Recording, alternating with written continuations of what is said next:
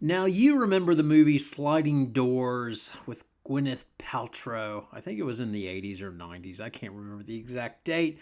But essentially, her life goes into two different directions because she misses the subway train.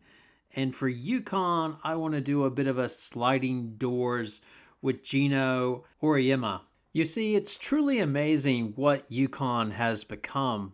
Before he arrived, UConn had had one winning basketball season. Since he arrived in 1985, they've only had one losing basketball season, which was his first season as the head coach.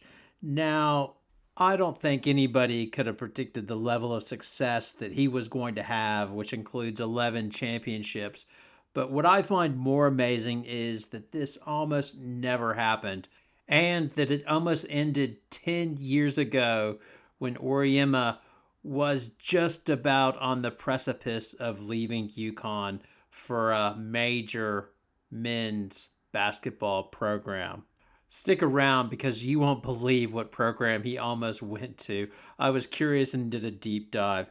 But let's start with how Geno wound up going to UConn in the first place, as he actually had his sights set on another job, the DePaul job that was open a year before, but he missed out on it. And he's jokingly said the only reason he took the UConn job was because it was the only job on offer. Take a listen. Why did I choose UConn? Why did you choose your parents? You had no other choice. I mean, it's not like I went and, was an assistant at Virginia and they said, okay, here are the 5 places you can go coach next year. Pick one. It's the only place they wanted me. And I was ready to go. Had it not been Connecticut, I might have still gone. Matter of fact, the year before, I tried to get the DePaul job. Loved the city, right under the L. The trains are going, you're there, like Catholic school that I was used to. And they didn't offer me the job, and I was like, damn. But I would have taken it, and who knows what would have happened. Could have been completely different. Another interesting aspect of taking the UConn job is lied to get the job, telling them, hey, there's no problem. We are going to be a top 25 program. Take a listen of this. Especially when you lie during the interview process. That's how you get jobs. You got to make stuff up. You go in the interview and they say, so, blah, blah, blah. And you go, we're going to be in the top 20 in a couple of years. Don't worry. Now, they had one winning season in the history of the program. It's like an intramural program, it was the worst thing I've ever seen, ever. And so, I say, we're going to be in the top 20 in a couple of years. Don't worry about it. And then, they give you the job and you walk out of there and you go, oh, man, I'm screwed. That's it. Now, Auriemma took this job sight unseen, so the facilities were actually awful. The gym had a leaky roof. Chris Dailey talks about how small the coach's office was. It was practically a closet, and when they would take recruits there, or if they wanted to make a phone call, they would have to go outside of the office. So it was really a program that had nothing. It makes it more unbelievable what they turned it into. The other interesting aspect is Chris Dailey says that she almost left early on because Geno was so mean when she first got there, their first training camp, getting the players ready. But she stuck it out and it worked. Take a listen. Well, and the fact that my father said, if he's not nice to you, you can come home anytime you want. I think that was helpful. I said, grow up. It almost happened the first summer because he was annoying during camp. And if I could have packed all my stuff that one night and gone home, I would have. I tried my hardest to make her go home. Work, huh? During this particular Geno's Legacy show, he's interviewing his assistant coaches, and the main focus is on CD.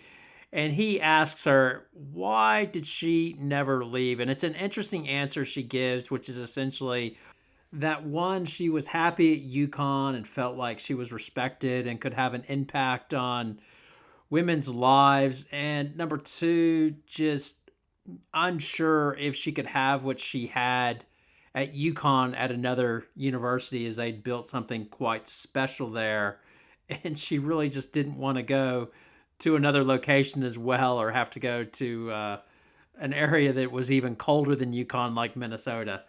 Auriemma also talks in the show about how he flirted in the early 90s about potentially taking up another job, but ultimately decided he had roots in the area. And much like CD, was built, and they weren't really going to outdo UConn anywhere else, probably. So why not? Why leave, stay there, and continue to build? And that's sort of how it stayed. But they didn't get into the other time that he actually had a wandering eye. But Auriemma has talked about this in a few different interviews. One with Seth Davis, the other one was with Graham Bissinger, and as well he talked to John Calipari as well. And during those, he just alludes that he seriously considered taking a men's college coaching job at a major program, but he doesn't give specifics on it. Take a listen. Somebody apparently was trying to make the run after you a couple years ago, the men's college team, I believe. How strongly did you consider it then? 5 of 12 at midnight. Really? That's when I made the phone call saying no. That's how close. What were the positives of it at the time, and what were the drawbacks? The positives were, wow, what a great challenge. Can you imagine if you could do that? Go to a place that's had great success and rekindle that? It's almost like reinventing yourself a little bit. And do you know how many people are convinced that this can't be done? And you're going to stick it right in their face and you're going to do it. And it's the perfect scenario for all the right reasons. So yeah, let's do it.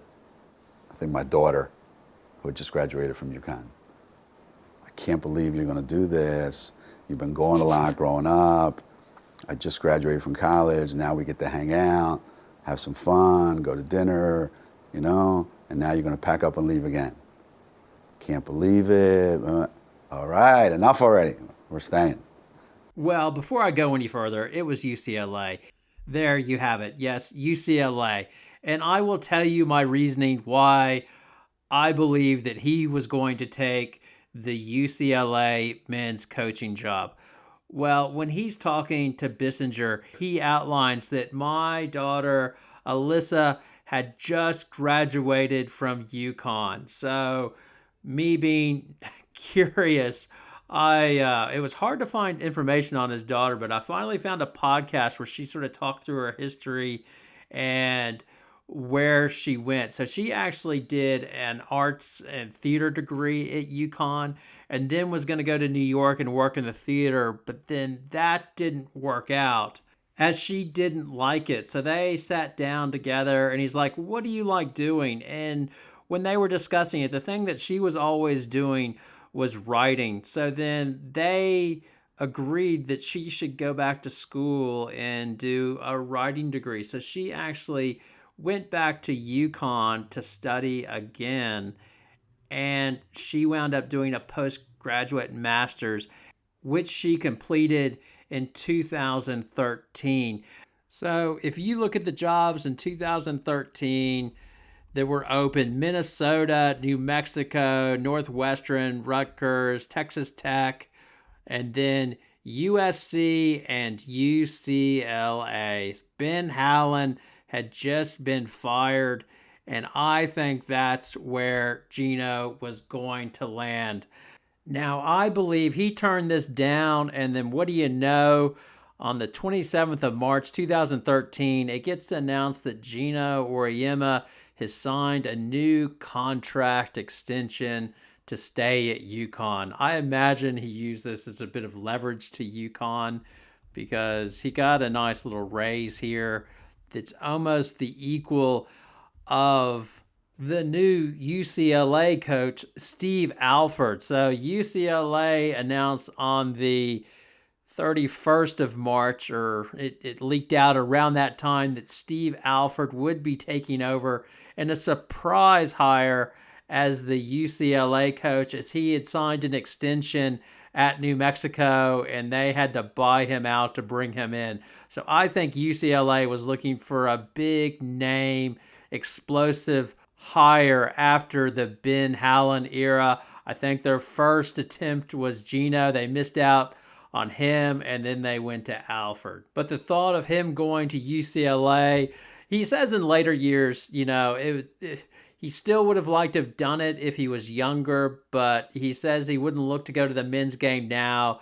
It's stuff that drives him crazy in the women's game, like egos and things like that, is just 10 times worse in men's basketball, which he's aware of. So he's not going to make a switch now. I would definitely say he's a lifer. The one that it impacts is CD, because if he would have taken that job in 2013, I assume she would have been named head coach. She would have had another 3 years of Stewart, and might have been a chance for her to start her own ongoing legacy at UConn. We'll never know. Tell me below if you believe I've got it right or if you think I'm totally wrong. Thanks a lot for watching. See you next time.